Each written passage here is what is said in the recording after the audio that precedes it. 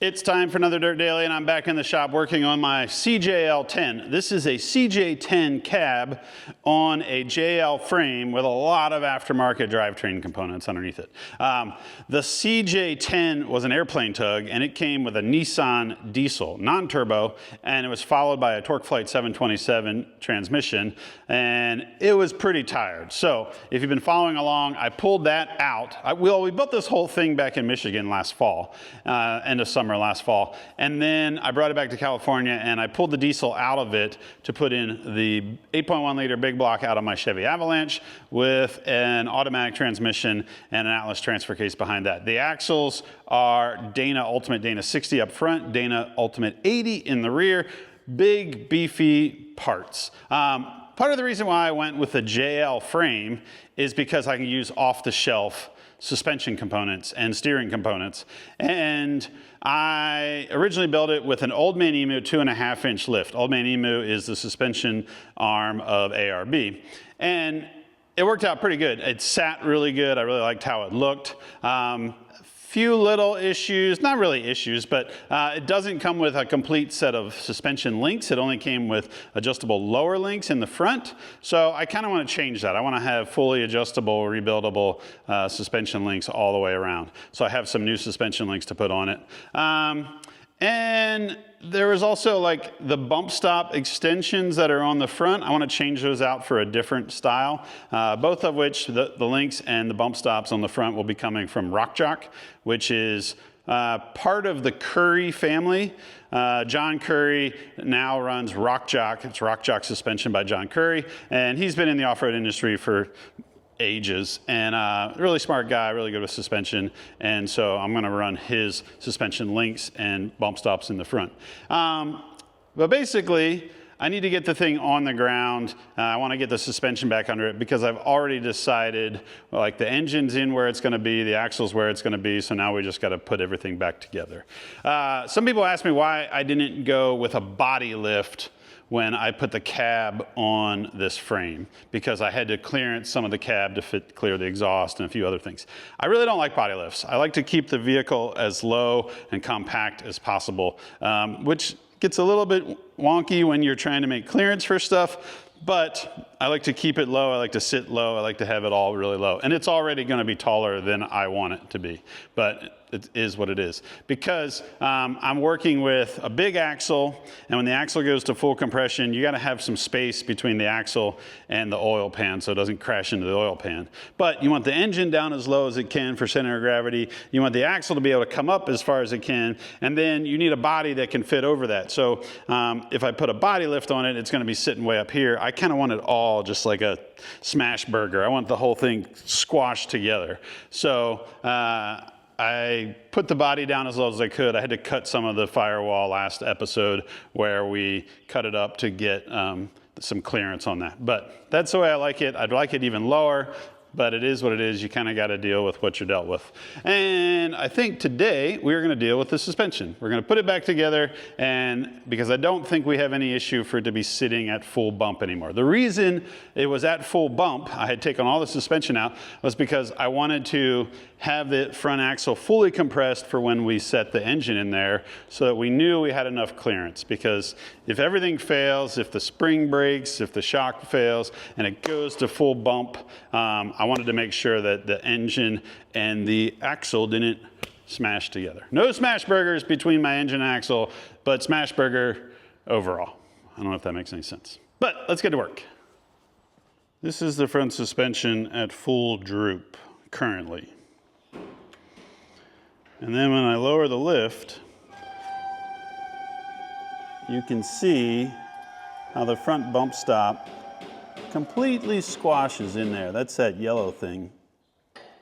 But now at full compression, we still have over 2 inches of shock shaft showing. And you might be saying, well, take out that bump stop extension right there that's on the bottom coil spring, this piece right here. But if we take that out, then we're going to have an issue right in there where the front axle and the engine will crash together. And we don't want that. We don't want the axle and the engine to crash together, because that would be bad. In front of me are the two different components that I'm going to use to dial in my front suspension. These are bump stop extensions from Rock Jock. And the way these work is there are spacers in here, and instead of having the bump stop extension on the bottom inside the coil, this will go in the top. And you'll take that factory yellow bump stop and that'll press in here, and then this will extend down inside your coil. And what's cool is you can fine tune this. So if at full compression, you have like 1.5 inches of clearance still, like you still could go up with more shock, or there's nothing hitting like engine to axle, you could fine tune this by pulling out some of these spacers, and that would allow full compression to go down a little bit more. And then on the other hand, I have these lower shock extensions from Synergy, and these will raise the lower shock mount. You might use these a lot if you are, say you're lifting your Wrangler, and maybe you just put in a spacer lift, but you don't have budget to go buy new shocks, and you want to just reuse whatever shocks you have. And maybe you have like Gladiator Mojave that has really nice shocks, so you don't really need to go buy new shocks, but you want a little bit more lift. You could put these in and you could lift the vehicle but then reuse your stock shocks. That's where most people would use these. I'm going to use these to make up that space on the bottom of the shock so that it gets closer to full compression and uses all of the stroke of the shock, which I'm not 100% using that on compression, because it's probably still going to bottom out at about the same spot. But at droop, I will now gain another 2 inches of droop on the front axle, which might be just enough for it to droop out and that tire to get onto a rock and give you traction to climb up an obstacle. So I'm using this more for the articulation and for getting as much droop. I want to use all of the travel of the shock. And right now, when that axle goes to full droop, it's stopping where the shock is stopping. The shock is basically my limit. And if I can extend it so that the axle drops down a little bit further, I'm getting a little bit more travel, down travel. And it's going to have the same up travel because once the shock is fully compressed, it's fully compressed. Or more importantly, once the bump stop is fully compressed, that's as far as up as it's going to go. So I am going to raise the Jeep up, remove the bottom bump stop spacer, install these, and then install these on the bottom of the shock, actually on the mount of the axle housing, and then that will all go back together. And hopefully, when we go to full compression next, it will still have clearance between axle and engine, but all of the shock shaft will be collapsed so that we know that we're using all of the shock available. I unbolted the bump stop extension off of the coil mount and lifted up out of the way. And then I added the Synergy lower shock extension. It's a little bit wonky because the Ultimate Dana 60 uses really thick tabs for their shock mount. So it kind of splays the bracket open a little bit more than desired. But I'm hoping that the clamping of the bolt through the bottom of the shock will help pull everything together, and then I can tighten it all up. That does come with a spacer down inside there that is used to kind of keep everything from crushing. So cross your fingers, I can make this work. I think it will be just fine. And then I'm going to move on to installing the Rock Jock bump stop extension up in here. I'm starting with no spacers in here. I'm gonna see if this is close enough or if I need to start adding spacers. When I compare it to the bump stop extension that was on the bottom, it's about 1/8 of an inch shorter. So it may be just fine, or I may need to space it up a little bit depending on if the front diff gets really close to the engine oil pan.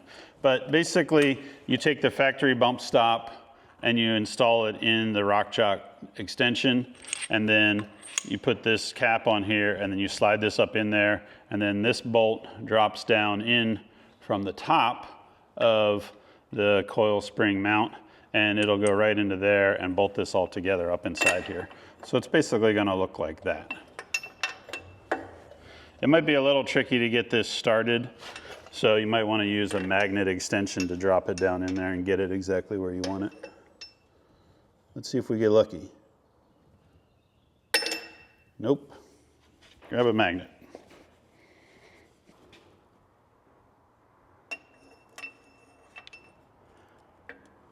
There we go. Now we can drop that through.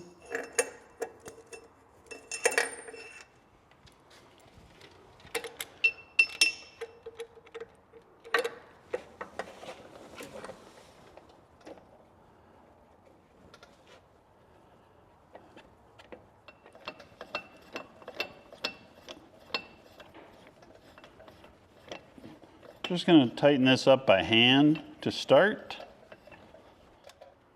Now what I want to do is I want to lower the Jeep down to full compression so that the bump stop underneath the coil, the bump stop landing pad down here that goes inside the coil, compresses the bump stop in here, and I can see if the differential is getting close to the engine oil pan.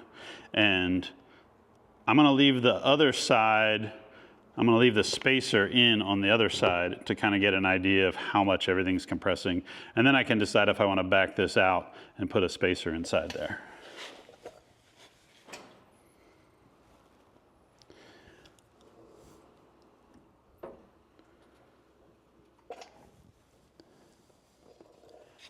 Okay, there's full compression on the bump stop with the extension in. And if we come back up here and we look inside, we still have good spacing between the axle and the engine oil pan. I'm going to zoom down in there and you can kind of see how much space we have. So that tells me that we probably don't even need any extensions in here. I think that going with the lowest setting is going to be perfect. And so we can come to the passenger side and remove the bump stop extension off the bottom, and we'll just go with the one on top. But we do have the adjustability if we ever want to space it up a little bit more. Now I think the next step is to raise the vehicle up and try to get this shock, the bottom of the shock, into this bracket and get it all bolted together, and then see if it will go to full compression without bottoming out. I really want it to sit right here and have like 1/8 of an inch between the eye on the end of the shock and the bottom of the body, maybe even 1/4 of an inch.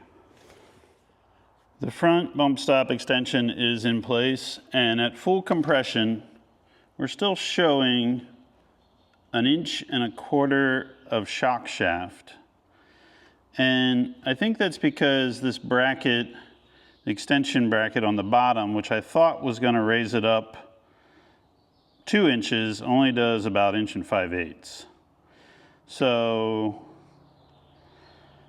I could cut it, modify it, change it all around, but I think I'm just going to try and like roll the bracket forward a little bit and then tighten everything down in place and see if that kind of gets it more of where I want it. But I like it. The shock at full compression is not hitting anywhere on the shock mount, which I was a little bit concerned with if it had been kind of pointing forward. You can see here how it points backwards.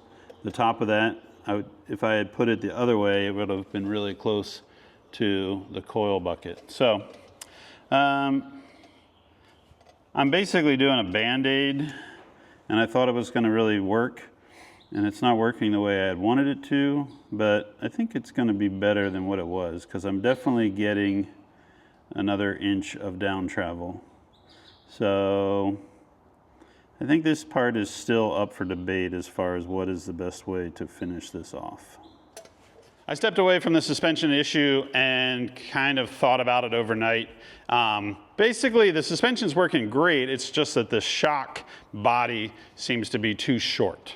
And I don't really know why. I reached out to ARB. It turns out the shock engineer is not available right now, which is fine. And I did find out, though, that ARB offers a bracket that goes on the bottom shock mount when you go to the BP51s with a 3-inch lift. And so I was supposed to have these installed. They don't actually fit on my axle for the same reason that the Synergy bracket doesn't fit, because the Dana Ultimate 60 lower shock mount is beefier than a Dana 44. So on a Dana 44, this would slide right over. On the Dana 60, it doesn't fit right. Unfortunately, that means I have to come up with my own solution, which isn't really unfortunate at all. It's probably the best, because what I was doing here, I was trying to make things work that weren't really right for the application.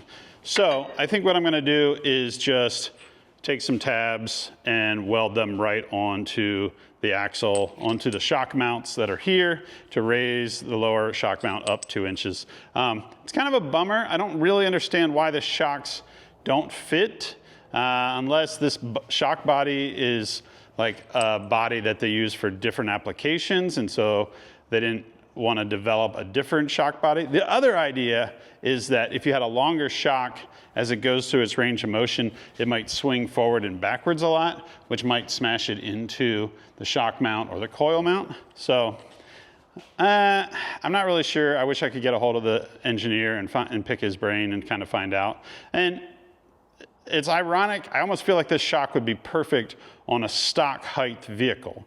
But because it's an internal bypass shock, it is position sensitive. So there's a spot where it rides really well, and then as it gets to the ends, it kind of increases compression dampening and helps slow down the axle or the sprung weight from crashing. So it's a little bit weird to me. I don't really understand what's going on. There's probably something I'm overlooking, but again, I think I have a solution, because these are gonna do the same thing that this was gonna do, and this is what ARB recommended you use. So I am going to raise the shock mount, weld these on, gusset them, make them strong, but also make them in such a way that they could be cut off and go back to the stock mount on the Dana 60. That's the other thing. The mount on the Dana 60 is more horizontal, where the mount on a Dana 44 is kind of angled down more, which is probably also why they wanted this, because as it angles down more,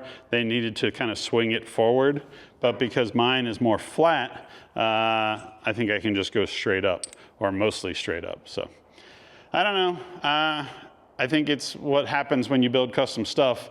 Like, I have a Dana axle and I have an ARB Old Man Emu suspension, and I'm trying to make things work together that, like, I'm sure ARB thought about putting this shock on a Dana 44, and I'm sure Dana thought about putting this axle under a JL, but when you start crisscrossing over aftermarket companies, you're bound to find some things that don't always jive 100%, because they don't engineer them to work with everything that's on the market. They engineer them to work with the stock vehicle. So we're gonna do a little fabrication, weld these on, and I think we'll be in business.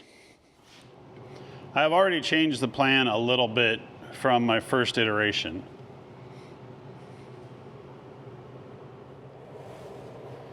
So right here you can see where I have extended the shock mount up. And instead of using straight tabs, I found these curved tabs, and they actually kind of followed the radius of the old shock mount. And I modified them a little bit, and I got them welded on there, and then I ground that nice and smooth. And then I'm going to take this tab, and it will go on the outside, and it will also weld on, but it'll also have a bolt with a sleeve that runs through the bottom. This is probably overkill, but I don't want to worry about this butt weld right here. So this will actually make the seam right where the butt weld is twice as thick. So if this was a 1/4 inch, this will now be a 1/2 inch right at that seam, and it'll be less likely to bend over. I'm also going to take this plate and weld it on the back here to tie in the back section of the top tab and the bottom shock mount. So it's going to be extra beefy, but big heavy Jeep, I want to make sure that parts don't fail, and you're adding some leverage up here, so I'm hoping that this never has any issue with the shock mounts in the future. And again, if you ever need to change shocks or get rid of this, you can cut all this stuff off and reuse the original shock mount down at the bottom. The rear plate's welded on, and now I'm going to weld on these outer plates that will double the thickness right where the shock tab mounts to the other shock tab, and then I'll give it some spray paint and she'll be done. There you have it, little fab project. Shock mounts extended up and everything is welded. I'm going to put some paint on it, primer it, paint it, and then we can move on with reassembling the whole front suspension. I put this tab on here and I needed to sand on the inside. I welded inside with the MIG gun, but then I wanted to sand the weld smooth so that I could get a spacer in there and get the shocks in there. So I ran to Harbor Freight and I bought this thing. I've always been intrigued by these. They're like small belt sanders. So that's a small belt, abrasive belt that spins around. And I have looked at them online. There's different companies that make them, and I was like, I'm just gonna grab one from Harbor Freight. It was $56, I think, maybe a little bit more or less. And I never used one, but I always thought that would be super handy because I like to make sure welds wrap all the way around, but sometimes you need to get in there and clean it up afterwards. And the verdict is still out on this. I don't hate it, but there's a few things that are a little wonky about it. The trigger switch is a little bit loosey-goose, but I did get the warranty thing so you can return it in 2 years if there's any problems. The belts, they have different grit belts you can get. You have to be gentle with it though. That's what I've found. Like you can't, like a normal grinder, 4.5-inch grinder with a disc on it, you can just like lay into it and eat material. This thing, you have to kind of just let it rest on the material and it'll grind it away, it'll sand it away. But if you lay into it, it'll pop the belt off of this arm. And to change the belt, it's pretty easy. You just pull this lever right here and it brings the whole arm down. You can actually see the belt bowing up, and then you can put the belt back on. And then you swing this arm back over and that tightens the belt back up. And then this adjusts it. So if I turn it on and I turn this, you can see the belt moving back and forth.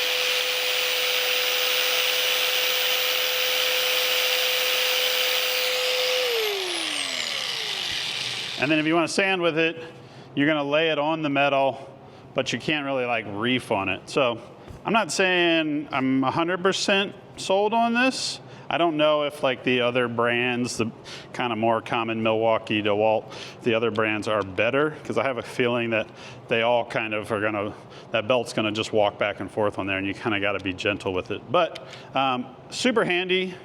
I've always found that like getting the right tools to like grind inside stuff is always tricky. You can get a big grinder and you can do the outside almost on anything, but when you want to grind the inside of stuff, you need some of these specialty tools.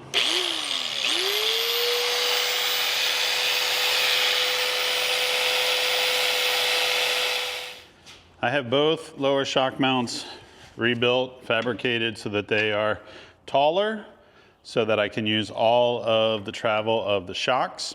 I replaced the upper link mounts with some from Rock Jock. These are adjustable and they use a Johnny joint up at the frame side. They're a little bit beefier than the factory ones. They are straight, where the factory ones have kind of like a kick down in them. And I was a little concerned that they were gonna need that kick down to clear the motor mount, but they don't seem to hit the motor mount at full compression. So my next step is I'm going to remove the track bar bolt and then lower the axle as far as I can. Right now with a 4-link and a track bar, at a certain point everything binds.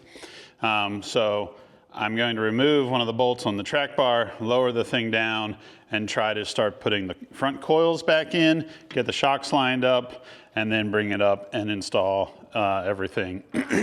I may even, before I do the, I kind of want to put the shock on.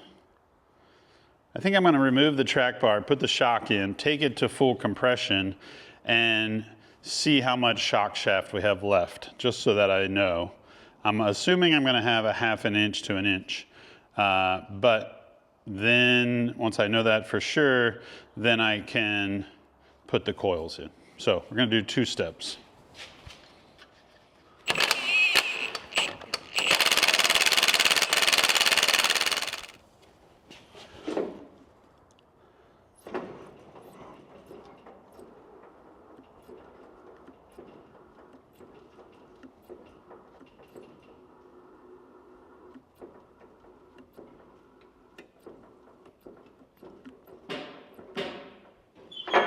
I'm trying to assemble this on this transmission jack that's holding the bottom of the axle, and it's a little bit sketchy. It's kind of a homebrew axle stand that I made. I think what I want to do now is get the transmission jack out from under there, take the whole Jeep down, and put the axle on jack stands on the floor. It'll be a little bit safer, less precarious. It's nice to work up in the air, but I think that if I get it down low, something gets out of balance, I'm not or if the transmission jack should fail, it's not going to drop 4 feet. It's going to be right down at the ground. So get this thing out of here, move the whole thing down to the ground, and then put our suspension back together. Here we go. Bump stop fully squashed over there. Shock shaft showing. 3/4 of an inch. So that means that we have 3/4 of an inch of security, so that even if that yellow bump stop should get lost, pop out of the extension, fall out, fail, disappear, it'll still hit aluminum to aluminum on the axle and the bump stop before the shock shaft bottoms out. So we're not going to ever have any issue with the bottom of the shock smashing into the body of the shock. So that's what I wanted. I'm pretty stoked on that. I could have taken it all the way, but I think we're at a good spot right here to have a little bit of security. And when I go to the driver's side, it looks pretty much the same over here. So pretty happy with that. There's our little shock body extension, shock mount extension. So everything is sitting the way we want it. We're not getting metal to metal anywhere. And we still have space inside there where the diff is not crashing into the engine. And there you can see my new Rock Jock upper links. So I feel happy with everything. This is fully compressed, and the axle looks really close to centered on both sides, which is, honestly, you want the axle to kick a little bit more towards the passenger side at full compression. But I don't really know where this thing is going to sit at ride height. So I think I'm going to go with this for now and try to keep it centered at full compression, knowing that everything clears, knowing that my upper links don't crash into the frame, all the shocks and everything clear. Oh, here's the other thing. We're really close right inside there, and we're really close right inside there, but it's clearing. So if I really wanted to, I could probably take a turn or two out of my lower links, which would kind of pull the axle back in towards the cab more. But I think I want to go with this for now, and we will just keep an eye on right there. Or I could come in here with a grinder and grind a little bit of that seam but it looks pretty good. We have space in there, which is tight, but it's close, but it's not hitting. This side over here, also very tight, but not hitting, so I feel good. So on the driver's side, I got the coil in. I had to remove the shock, the bottom shock bolt, the track bar bolt, and the tie rod because I came in from the front section. On the passenger side, it's even tighter because I have all this steering, drag link, tie rod, track bar bracketry, and sway bar link. So I came in between the upper and lower link on the engine side. I also removed the bump stop extension so that I could bring the coil in at an angle, and I removed the lower shock bolt. So I'm really close. I just need to kind of compress the shock up about maybe an inch, inch and a half, and get it over this hump so that I can get the coil seated, and then I can reach inside there and get the bump stop extension back up and installed. So, oh, and I took the bump stop off, and I remembered I put anti-seize on it, so everything's covered in anti-seize now. So I'm gonna grab this and see if I can compress it up. Maybe go even lower. Ow! Oh boy! All right, that's good. That's good. Almost pinched my fingers, but I didn't. Look at that! Sweet. The coil is sitting right where I want it to sit, and then I can come back up here and install this. I need to get my tools, but I feel good about this. I'm going to drop this extension down in here on the top, and then I will hand over hand this up here, and then I can get that bolt started. Hopefully, yes.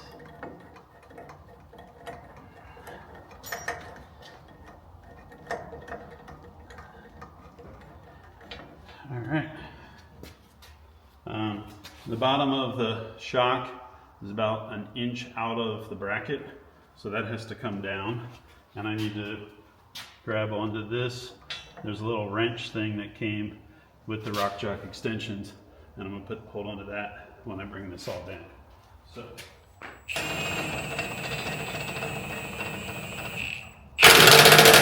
All right, that's started. Now I can start bringing things back down to where they all go.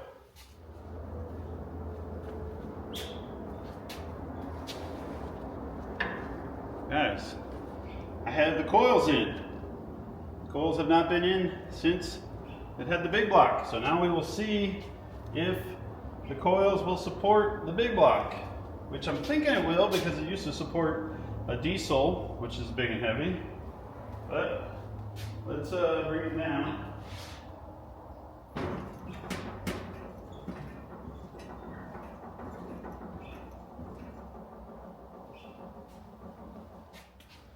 Oh yeah, we're doing really good here.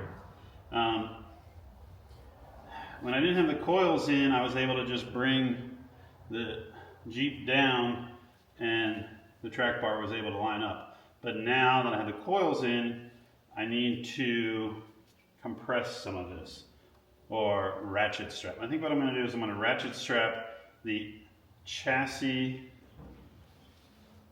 towards the axle.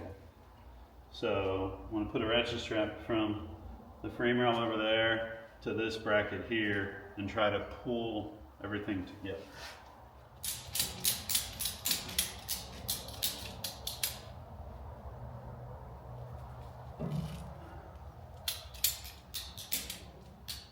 This is a little sketchy, but it's coming together. One more click. Okay. This bolt.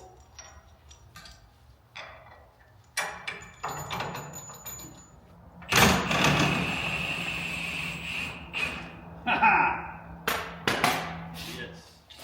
These shocks show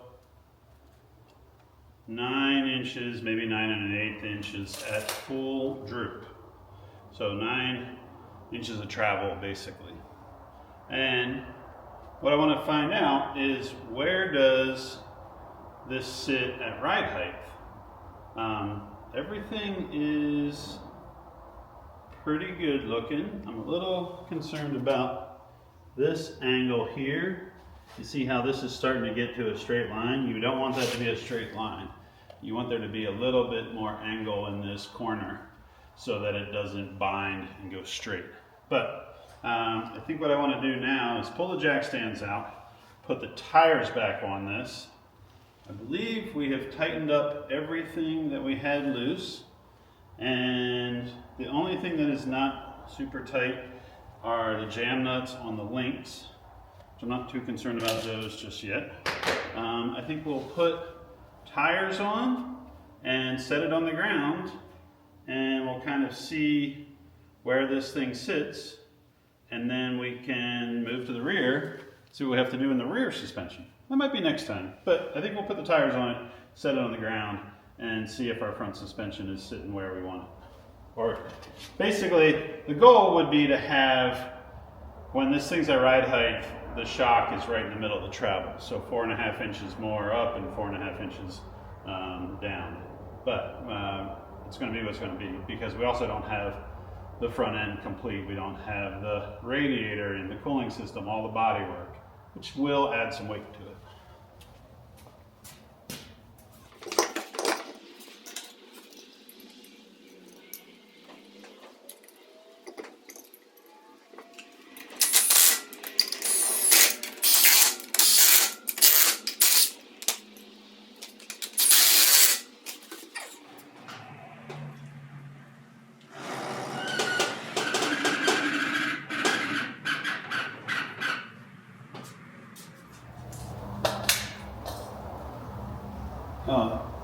Perfect.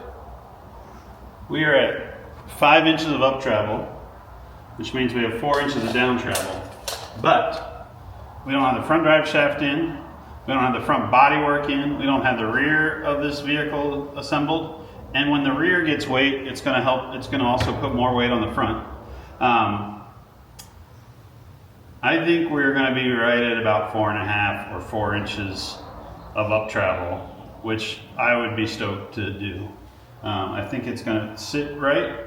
I need to double check if these are the heavy rate coils. Sometimes Old Man Emu has like a heavy load coil, so if you had like a big winch and like a bunch of gear in your Jeep, you might run the heavier load coils, which I'm assuming I probably got those. It's been a while since I ordered all this stuff. But overall, I'm pretty stoked. It's coming together, and I think the next time, the next Dirt Daily, we will dive into the rear suspension and try to get this thing back on its wheels and suspension. And then we can go back to engine stuff, like putting the cooling system in, finding the wiring harness, start reassembling the front body work. But I like that now it's sitting on coils and we can start getting an idea of how this will sit with all the weight of the big block in it. And it doesn't really seem like it's going to be a whole lot lower or higher than with the diesel. I never measured the shocks when I had the diesel in it, but I think we're probably right in the same ballpark. I like it. It's kind of amazing how much work it is to put these together, even when it's just basically stock aftermarket parts. This isn't like a custom built suspension. It's custom, I get it, but it's not like somebody cut all this off and built coilovers and did their own link suspension. So there's a lot of work to it. Takes a lot of time. You got a lot of big heavy parts. Like I've got a lift. Doing this on a gravel driveway with a floor jack would be a big fight, but this is kind of what you do. Like if you want to make sure you're getting all of the useful travel out of your suspension, you kind of have to take it apart, move things up and down a bunch, and make sure nothing's hidden, make sure the axle's not kissing the engine, make sure all your suspension links, all your steering stuff is copacetic. So that's it. That's it for this Dirt Daily. Next time we'll do the rear end. That should be easier, right? Should be easier. It's got to be easier. All right, we'll see you guys next time.